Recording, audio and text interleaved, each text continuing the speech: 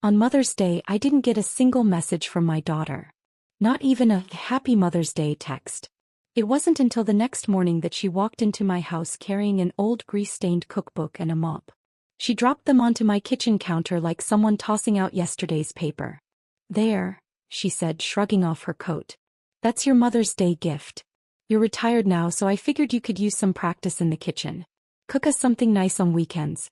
Oh, and this new mop? Totally your style." Her voice was light, casual, like it was my life's purpose to serve her. But in my mind, I was still stuck on the photos I'd seen the afternoon before, scrolling through social media. Her mother-in-law, Diana, flashing a sparkling Tiffany necklace. Her stepmother, Linda, posing on a balcony with a little blue box in hand, captioned with heart emojis. I couldn't help the edge in my voice. "Is this a joke?" She rolled her eyes and shrugged. "Do you have any idea how expensive necklaces are these days? If you really want one, you should probably just buy it yourself." Then she leaned in, voice sharp and deliberate. "My mother-in-law gave me a great husband. Linda makes sure I have warm soup waiting when I work late. Who I choose to be good to, that's my business." And just like that, she slammed the door behind her. As if I was supposed to chase her down and apologize. But I didn't. The one who ended up crying was her. 3 days later, she showed up again, teary-eyed, practically begging me for another chance. I frowned and pointed at the worn-out, stained cookbook still lying on the table. "What is this?" Sophie gave a little click of her tongue and offered a breezy explanation. "You forgot already? Yesterday was Mother's Day. I'm your sweet little angel, remember? I couldn't make it then, but I came today with your gift." As if I could forget. The whole day my feed had been flooded with Happy Mother's Day posts. At the office, every woman was getting calls, flowers, unwrapping gifts. And I sat alone waiting from morning to night. Not even a text from Sophie. She must have sensed my lack of enthusiasm. Her expression twitched with embarrassment, but she pressed on anyway. "Okay, so the book's a little old, but I found it at this antique market. It's all handwritten recipes, been passed down for decades. I figured your cooking's kinda plain, so maybe it'll help. And the mop, well, I noticed yours was getting worn." She smiled, that light airy tone still clinging to her words. "You're not getting any younger, you know. It's time to slow down and find a hobby. You could try out these recipes, maybe drop off meals at my place. Give yourself something to do, right?" I stared at her for a long moment. And then when she added, "I'm serious," I realized. She really wasn't joking. That ratty old cookbook and the mop, that was her carefully chosen Mother's Day gift. The truth is, I didn't care what she gave me. Even a hand-drawn card like when she was little, scribbled with a "Mom, I love you," would have stayed on my fridge until the colors faded. But this was different. In silence, I picked up my phone and pulled up the posts from yesterday. Her mother-in-law, Diana, her stepmother, Linda. Same necklace in every shot. A Tiffany piece catching the sunlight. Same captions too. "Thank you to my sweet girl for the thoughtful gift. No present is more precious than her love." Sophie's face went pale. She stared at the screen for several long seconds before muttering, "Forgot to block you." I played dumb. "What was that?" He gave a stiff little laugh. "Mom, why are you always checking other people's posts? Just focus on your own life and be happy." Then, as if she hadn't just exposed herself, she went on with complete self-righteousness. "My mother-in-law doesn't have a daughter. She gave me such a great husband. Of course I want to make her feel like she has one. And Linda, even if she's not my real mom, treats me like I'm her own. She even gave up having kids for me. One night I came home super late and she still made me soup. I still remember that." The more heartfelt she sounded, the deeper the sting of irony settled in my chest. I laughed. A cold, bitter laugh. "So, you bought Tiffany necklaces for them, and for me, your actual mother who raised you, it's an old cookbook and a mop? Don't you think, even just a little, that's wildly unfair?" "I'm your mother," I said, voice steady but lined with disappointment. "Do I not deserve something else?" Sophie's expression shifted instantly. Her tone sharpened. "Why are you always comparing? You're not broke, are you? You could buy that stuff yourself. Why should I have to?" Her voice picked up speed, volume, and venom. "Have you even thought about me? Do you know how much those necklaces cost? Even a cheap one's 5 or 6 grand. Since when did you start caring so much about money? Would you be happy if I drained every cent I have for you?" She sprang up, grabbed her bag and stormed toward the door. But just before stepping out she whipped around. No wonder Dad said you're impossible. I tried to do something nice and all you do is complain. I never should have come. Other moms would kill to save money for their kids. But you. All you care about is jewelry. All you care about is yourself. No wonder Dad left. No wonder you're alone. Her face had gone pale, her voice pitched so high it nearly cracked. But I didn't get angry. I was stunned. Speechless. To her, I was just some washed-up woman a man had dumped. A failure. But she knew better. He was 10 when it happened. We were still living under the same roof. He saw it all. Richard had cheated, again, and I'd had enough. I could have stayed for the sake of giving her a whole family, but I didn't. I knew my boundaries. I wasn't going to betray myself just to maintain a lie. She knew exactly why we divorced. And today she chose to twist it, use it to humiliate me. After the split, she chose to live with Richard. I didn't fight her on it. The agreement said I owed no child support, but I still paid for her tuition, her clothes, her summer camps, phones, handbags, driving lessons. Everything. When she got married, I gave her 20 grand for a car. Every birthday, every holiday, I sent extra money, even when she stopped answering my calls.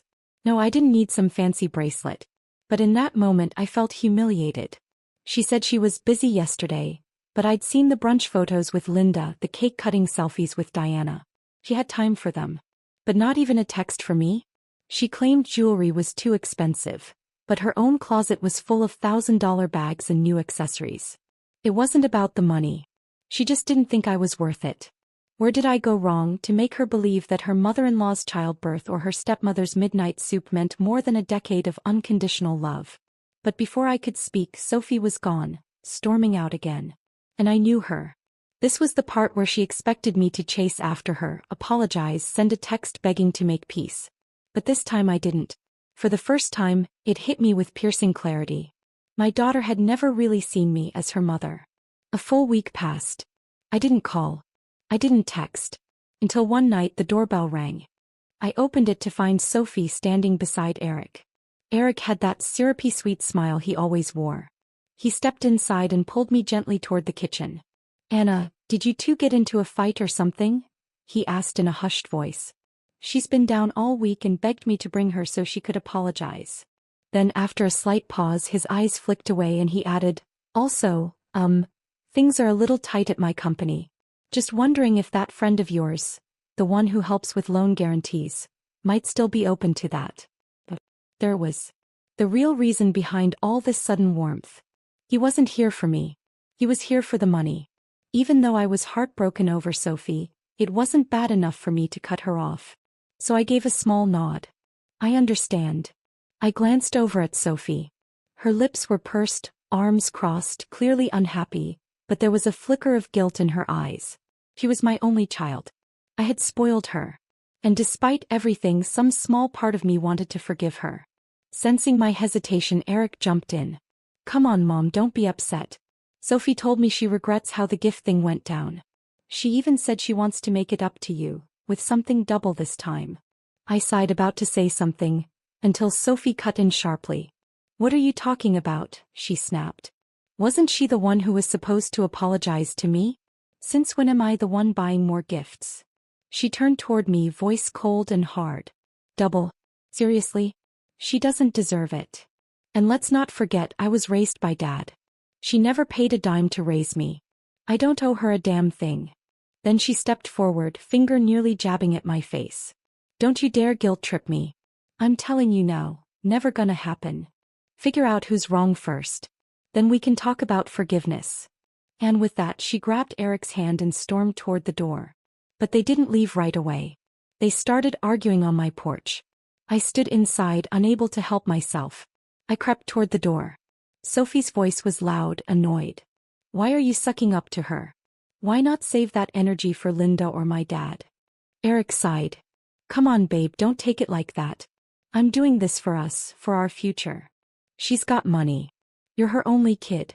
If we cut ties now, we're the ones who lose. Think about it.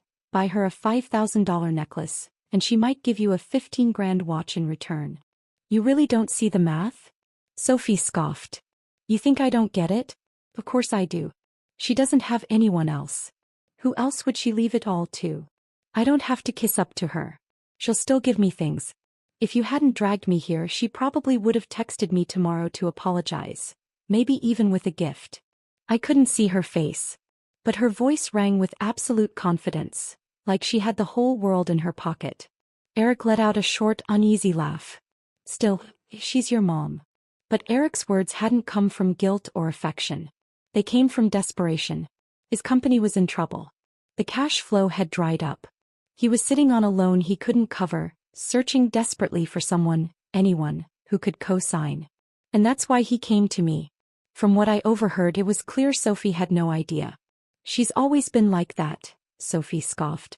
I once gave her a bunch of clearance carnations for Mother's Day and she kept them in a vase for 2 weeks like they were the crown jewels.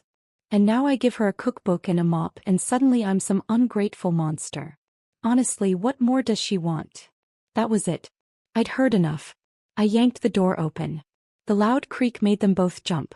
Sophie's face went pale for a second before twisting into a defensive scowl. Were you eavesdropping? She snapped. Seriously? Are you that bored? Eric grabbed her arm, trying to defuse the situation. But it was too late. Realizing how harsh her words had been, Sophie tried to smooth it over, feigning grace. Okay, fine. I forgive you. Next Mother's Day I'll be more fair. Happy now. You forgive me? I blinked and then laughed. A raw, hollow laugh that came from somewhere deep in my chest. Her face stiffened. The smugness drained, replaced by a flash of fury. What the hell are you laughing at? Didn't you open the door because you wanted to make up? What's this act for? Want me to get down on my knees or something? I hadn't even remembered why I opened the door in the first place. I bent down, grabbed the garbage bag near the doorway and tossed it straight into her arms. No. I was just coming out to remind you not to forget your culinary masterpiece. You're right, the court did give custody to your father. Legally speaking, there's nothing binding between us. You've got 2 moms now. Don't bother faking sentiment with me. It was the first time I'd ever spoken to her like that. Sophie's face went beet red. She was shaking with rage. Wow. That's who you are. You'd cut your own daughter off over a gift. Fine. You said it. From this moment on, I'm not your daughter and you're not my mother. You go your way, I go mine. But I didn't flinch. Instead, I calmly picked up my phone, dialed a number right in front of them. Hi, Mr. Lewis. It's me. About that loan we discussed. I've thought it over. I did a bit of background on Eric's company. The risk is too high. I'm sorry, but I can't put my retirement on the line. Sophie whipped her head toward Eric. Your company? What happened? Why didn't you tell me? Eric looked like he'd been struck by lightning. His face went white. I was going to tell you, once things stabilized a bit. Sophie didn't wait for more. Her hand came down fast. A sharp slap across his face. I told you only smart investments. You couldn't make a decision to save your life. Expansion? Who the hell do you think you are? But it was already too late. Then she turned back toward me, slipping into a tone she thought might work. That syrupy, familiar voice. Mom, don't be like this. I'm your only daughter. If you won't help me, who else can you help? Okay, the Mother's Day thing was my bad. But this loan, it's serious. We really need it. If you don't help us, this relationship, it's over. I looked at her, calm as ice. My voice was flat. Over? You've got the timeline wrong, Sophie. Our relationship ended when you were 10. From then on, it's been me deluding myself. Me, letting you walk all over my dignity. Don't worry. I won't bother you again.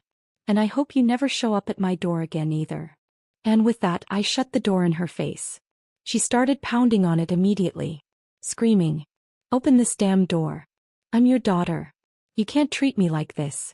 You'll regret this." I didn't answer. After a few more thuds, she grew tired. Then she shouted, venom dripping from every word. Fine. I'll go to Linda. She'll help me. She gave up having kids for me, remember? Don't come crawling to me when you're old, paralyzed, and need someone to take care of you. Even if you drop dead, I won't claim your body. One final kick slammed against the door. Eric tried to hold her back, but she yanked free. I walked out onto the balcony and watched as they stomped off down the sidewalk.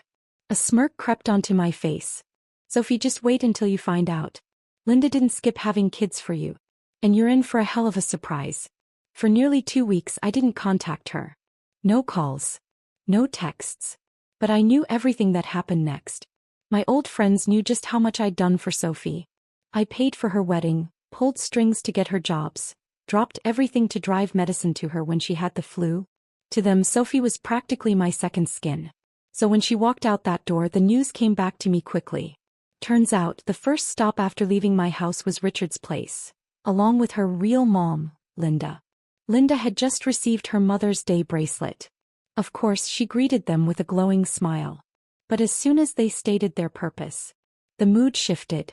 Linda fell silent, then forced a polite grin. "You're a little late," she said. "We just committed all our cash. Even borrowed from the bank. We're stretched thin. Forget money, we can't even co-sign right now." Sophie, usually so arrogant in front of me, didn't even dare raise her voice. She stared at her shoes and muttered, "I know it's a big ask. I shouldn't have come." After being turned down there, they made their way to Eric's mother, Diana. Diana Moore was no soft touch. Widowed young, raised 2 boys by herself, built a thick skin through hard years. She didn't fake smile like Linda. The moment they walked in, her eyes narrowed. "So that's why you gave me that bracelet," she said, rolling her eyes. "Didn't realize it came with a price tag." He waved a hand, dismissive. "That money's for Jack's house. Don't even try it. Handle your company yourselves." Slam. One door shut. Sophie stood frozen, mouth slightly open as if trying to form a response. "Diana, I swear I'm not trying to take advantage of you," she said. We're really out of options. Yes, Eric's company hit a rough patch, but we'll pay it back. If you could just..." "You didn't hear me the first time?" Diana dropped her water glass onto the table with a loud clack, rattling the coaster underneath. "My money is for Jack. Eric insisted I invest in his little project. Now he's tanked it and expects me to clean it up. If you think that bracelet was a trade, here, have it back." She unclasped it mid-sentence and tossed it onto the table with a thud. "I've been around too long to fall for this. You're not the first and you sure won't be the last. We're done here." Sophie didn't move. Her face had gone completely white. She was still trying to hold a smile at the corners of her mouth, but it wouldn't come. "Are you really not going to help us at all?" Her voice trembled, not from sorrow but from anger she could barely contain. "I treated you like my own mother." Diana let out a sharp laugh. "Your own mother? Honey, I'm not your mother. I'm your mother-in-law. When have you ever really treated me like family? From the beginning it's been about my money. Now you need something, suddenly I'm mom? Isn't that a little late?" Landed like a slap. Sophie froze for a few seconds, then turned and stormed off without even looking back at the bracelet. Eric was waiting by the car. He opened his mouth to ask something, but Sophie climbed in without a word, slamming the door, firing up the engine and peeling out in one seamless motion. Inside, Diana just shook her head. "Do they really think I've lived this long and can still be played by a couple of amateurs?" After the failed money grab, Sophie went silent for 2 weeks. I thought they might finally be backing off. But it wasn't Sophie who came back. It was Eric. That evening, as I was wiping down the kitchen, my phone buzzed with a text. "Grace, could we meet? Just me. Alone." He didn't mention loans, didn't mention Sophie. Just talk. I replied with a single line. "Tomorrow, 2 p.m. Sandy's Cafe." It was a quiet local coffee shop 2 blocks from my house. Perfect for a conversation without theatrics. He arrived early. Dressed in a casual blazer, hair slicked back with gel, every detail carefully arranged. He stood up as I walked in and pulled out my chair. "Grace," he said with a practiced smile, "thank you for meeting me." I didn't return the smile. Cut to the point. "What do you want?" He swallowed. "I know you're disappointed in how we handled things. I'm not here to make excuses. I just wanted to ask if there's still any room for reconsideration." "By reconsideration, do you mean me co-signing your loan, or wiring the money straight into your account?"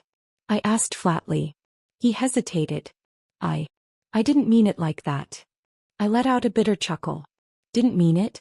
Last time you were in my house, it took you less than 20 minutes to calculate that a $5,000 necklace might land you a 6-figure inheritance. And now you're here talking sentiment." He looked down, silent. I pulled a document from my bag and tossed it on the table. Your company's 2023 audit report. I had a friend pull the data. 2 failed development cycles, breach of contract risk, frozen assets. I knew before you said a word. His expression faltered. If you'd come clean about the business going under, maybe I would have at least considered helping for Sophie's sake. But no. You two teamed up, made me the mark, figured I was easy pickings. You came to me knowing full well why. But did it ever occur to you, I'm not that mother anymore. Not the one who just says yes. He muttered, Grace, I didn't know what else to do. The banks won't lend and Sophie doesn't know the full extent. I had no choice. She doesn't know? I narrowed my eyes. Did you tell her you were coming to me? 2 seconds of silence. Then he shook his head. I nodded, folded the papers. So not only are you lying to me, you're lying to your wife while sneaking around for money. She thinks you're holding it together while you're out here trying to dump the fallout on someone else. If you really cared about her, you'd start by telling her the truth. Eric lifted his head, his tone changing. So that's it? You're just going to let us collapse? You know Sophie has no one else but you. If you don't help us, she'll lose everything. I stared him down. I didn't break her. And I'm not responsible for your recklessness. You chose to play with fire. I'm not the one who has to get burned for it. He opened his mouth again, but no words came. His eyes flicked to the audit report. Then he stood. I get it, Grace. You really are heartless. He walked out fast. Never looked back. I sat there watching his untouched coffee go cold. That night I read the audit report again. Then a third time. Lines in red jumped out at me. On brink of credit default. Core assets frozen. Failed financing rounds. But it wasn't concern that crawled up my spine. It was the realization that for years, I'd been nothing more than a line item on their spreadsheet.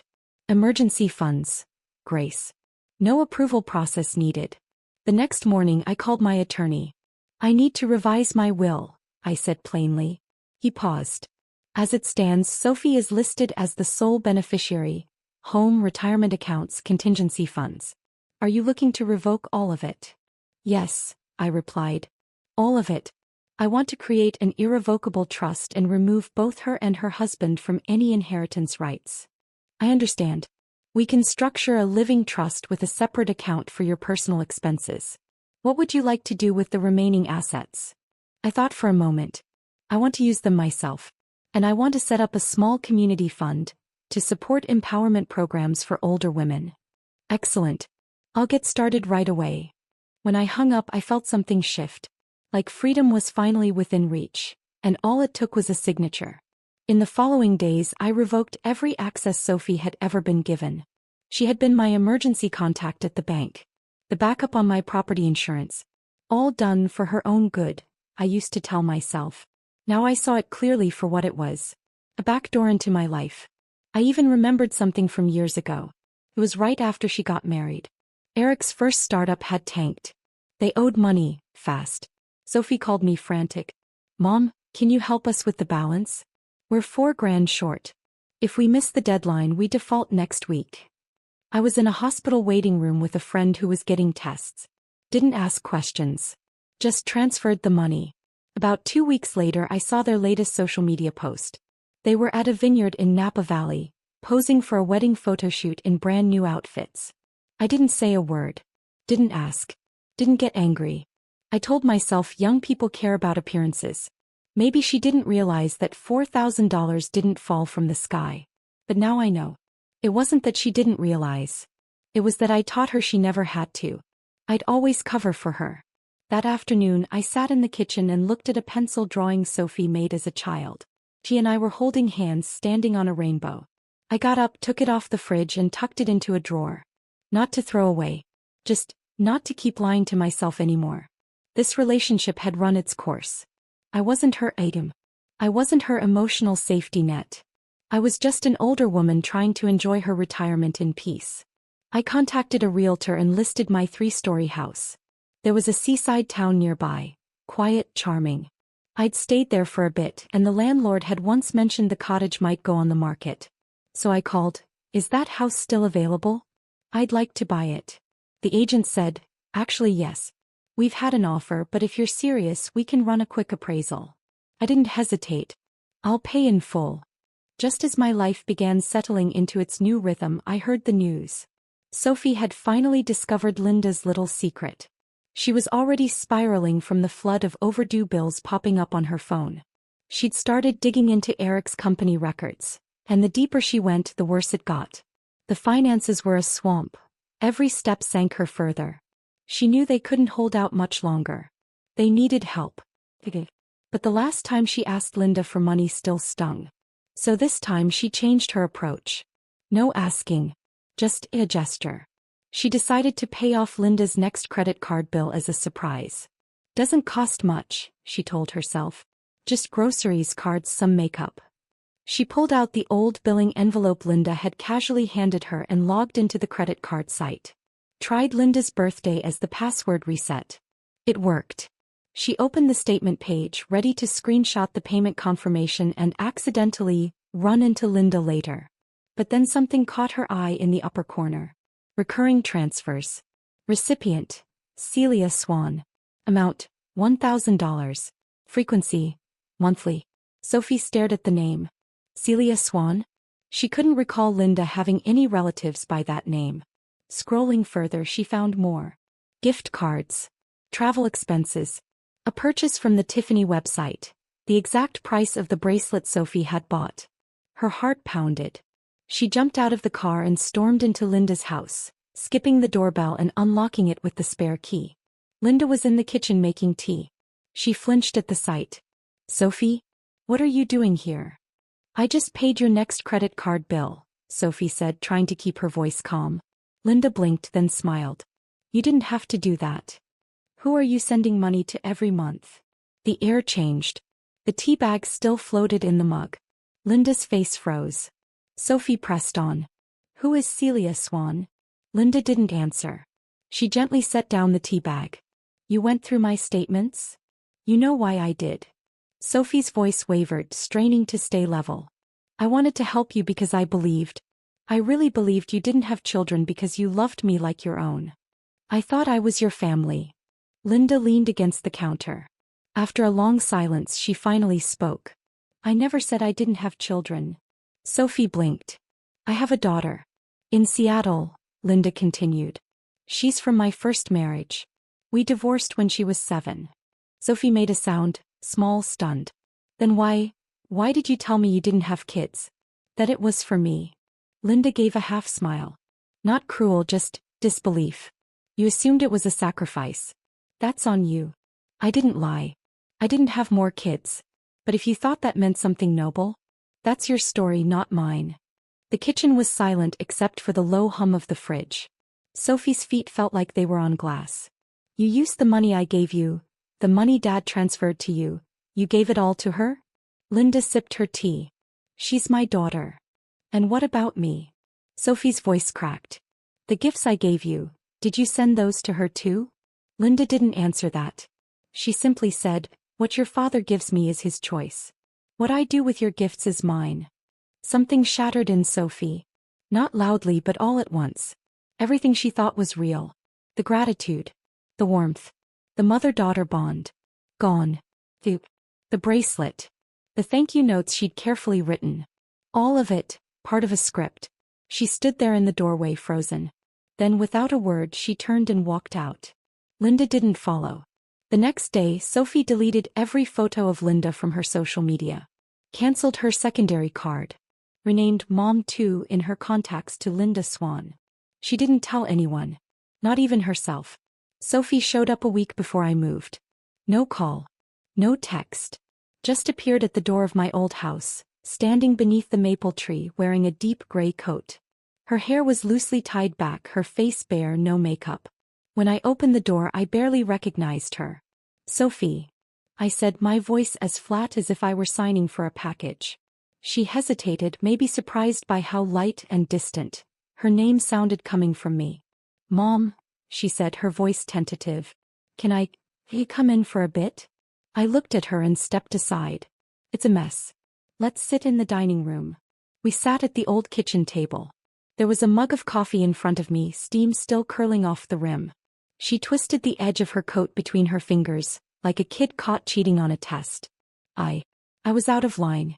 What I said to you before. I didn't answer. Just lifted my cup. She swallowed hard. And about Linda. I didn't know.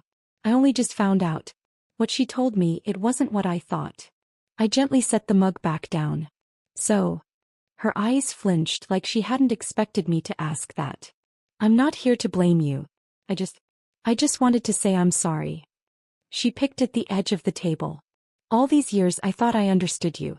Thought you were petty, selfish, obsessed with money. But now I realize I was the one being used. She looked up at me. Mom, is there any chance we could go back to how things were? I looked into her eyes. There was no hatred there. No pity either. Only clarity. I spoke slowly.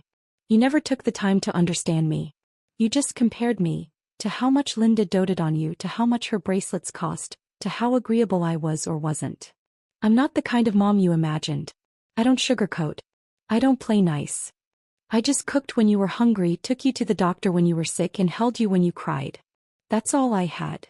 She bit her lip. Her eyes welled up, but she didn't let a sound escape. I know I've hurt you over the years, she said. And I understand if you don't want to forgive me. I just wanted to try, to see if maybe, just maybe, you could still see me as the girl you once called your daughter. I shook my head. I don't want revenge. And I don't need forgiveness. I just finally understand we were never on the same side to begin with. One apology won't fix that. She sat there frozen. Her tears fell quietly. I'll walk you out, I said. She shook her head. I'll go alone. She stood, walked to the door, and paused with her hand on the knob. Do you not see me as your daughter anymore? I didn't hesitate. We stopped being mother and daughter a long time ago. Now we're debtor and creditor. You just never realized the debt wasn't money, it was decency. Her shoulders jerked slightly. Then she opened the door and walked out. The moment it closed, I let out a deep breath. Like finally dropping a 20-year weight. After she left, I didn't cry. Didn't dwell. I just went back to finishing my packing list.